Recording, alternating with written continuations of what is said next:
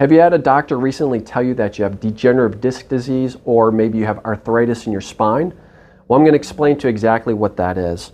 So degenerative disc is referring to this disc space between the bones, and the disc is a shock absorber. It's cushion for your spine. And if that begins to break down or almost begin to pancake, that's degenerative disc disease. If you have arthritis, that's referring mostly to the posterior aspect of your spine and these joints.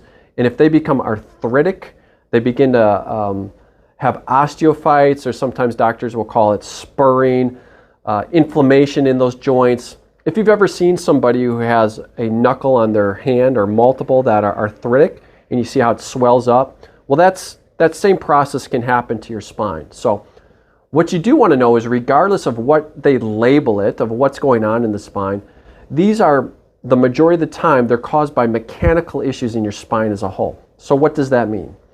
Well, your spine has a lot of moving parts to it, and if any one segment isn't moving the way it should, or if the alignment's off, and we're talking just a couple of millimeters of changes in the alignment or movement, and let's say that happens in your neck, that's going to change how your entire spine moves, and that can over time then create degeneration, arthritis in the spine. Essentially, you're causing your spine to break down and wear out quicker than it should.